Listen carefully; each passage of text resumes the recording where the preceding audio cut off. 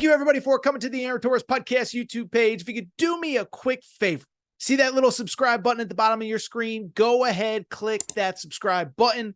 Really does help our channel grow, our audience grow, and I really do appreciate it more than you know. So click that subscribe button. Appreciate your support. Now, here's the video that you came here for. There's a high school player we haven't talked a ton about, but his name is Will Riley, okay?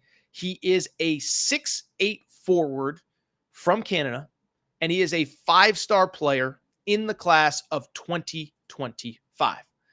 And I bring it up because Will Riley's kind of been this guy that everybody's kind of keeping their eye on. Is he going to reclassify? Is he going to come to 2024? Is he going to stay in 2025? And then beyond that, the schools that are interested in him are obviously pretty much all the big boys. Well, I bring it up because on Friday, a lot of stuff happened on Friday, by the way. I thought about doing the emergency, immediate, quick show. And I was like, you know what?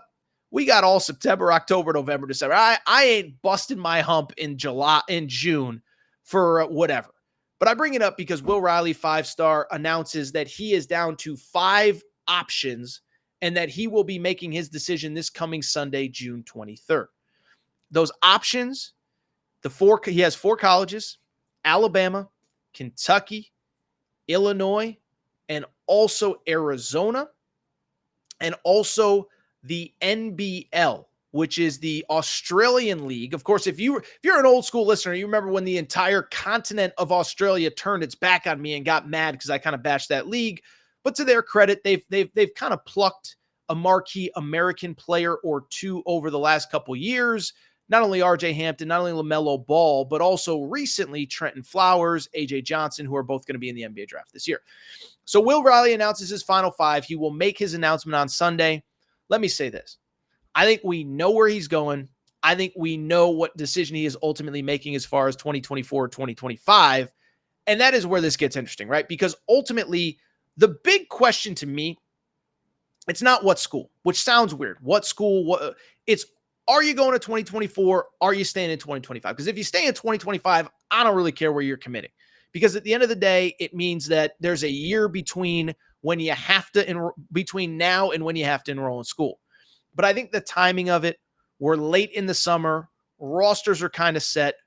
I think it seems to indicate pretty clearly to me that he's planning to reclassify.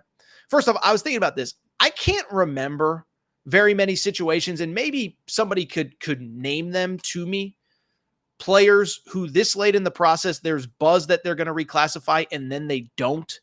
I remember Tyrese Maxey, the year that he committed to Kentucky, there was like a minute where people thought he might reclassify and he didn't. But for the most part, when you get into June, July, August, if the reclassification buzz is there, you almost always do it. Cooper Flagg did it. Marvin Bagley reclassified, ended up in college. Devin Askew, a name that Kentucky fans will certainly remember as well. So I think Will Riley is going to reclassify. And if he does, I think it is almost certain that he ends up a member of the Illinois Fighting Illini. So you don't want to put the chickens before they hatch, but credit to Illinois if they can close their 2024-25 roster with this kid. First of all, in terms of one, I explained why I think he's going to reclassify. But in terms of why I think it's Illinois, first of all the recruiting experts seem to be leaning that way. But also it's a little bit of deductive reasoning, right? If you look at these rosters, just think about the fact, just look at the rest of the rosters. Alabama doesn't have any scholarships. They're at a full 13.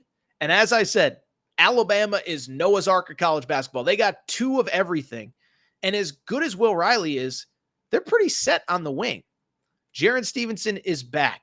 Grant Nelson's kind of a 4 that plays on the wing and likes to shoot threes. They got Latrell Wrightsell. They got all the shooters, Chris Youngblood. And I know Will Riley isn't the perfect comp to any of those guys, but there's literally not a roster spot for him. And then I don't think the fit's there. Kind of the same with Kentucky. Now, look, I think Mark Pope has done an awesome job. We're going to talk about Kentucky in a minute.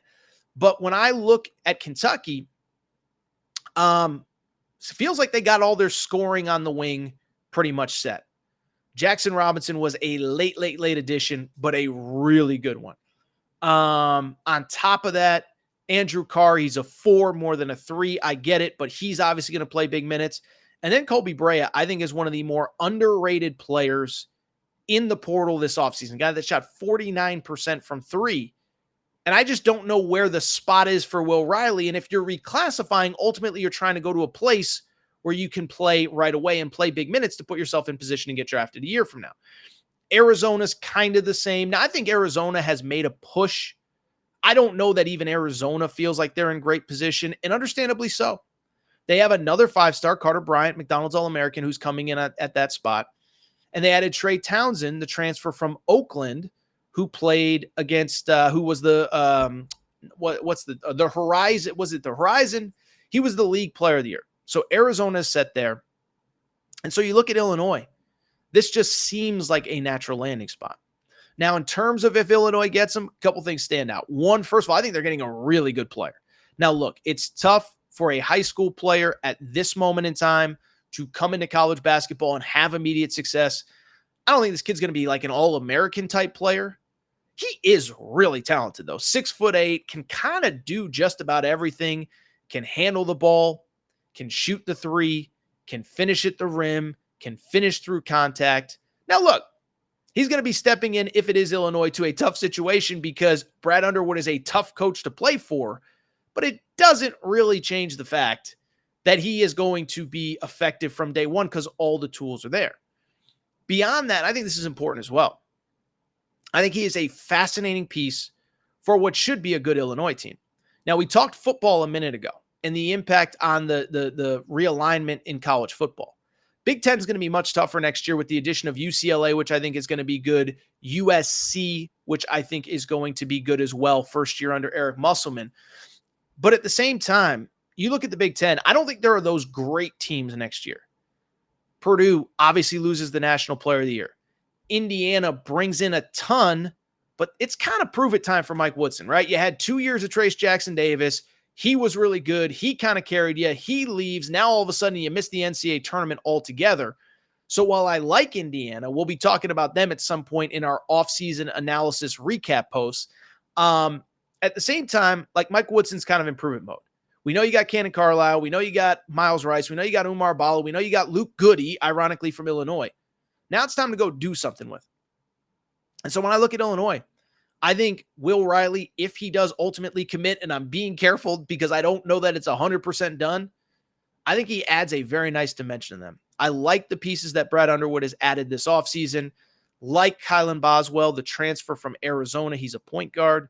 Like, I think Trey White, who transferred from Louisville, started his career at USC as a very underrated piece. He was one of the best freshmen in college basketball 2 years ago, struggled this past year. And I think he's going to be, I think tough coaching is kind of what he needs from Brad Underwood. I think he has a chance to be really good. And then finally, I think you had Will Riley. That's that wing scoring that you need. That's that wing difference maker that you need. And by the way, to be clear, those aren't the only players on that roster. Like I said, you already have what I think are a couple really nice pieces in Trey White and Kylan Boswell. I think on top of that, you have also a couple other nice pieces. The transfers, Kerry Booth, who transferred in from Notre Dame, Jake Davis is a transfer, on and on. A couple of nice pieces as well. But I look at Illinois, Kylan Boswell, Trey White. If you are to add Will Riley, that is a very, very, very nice roster. Probably takes a step back because it's hard to be better than Big Ten champion, top 10 team by the end of the year, in the Elite Eight, playing to go to the Final Four against UConn, but still think that this is a very, very good team.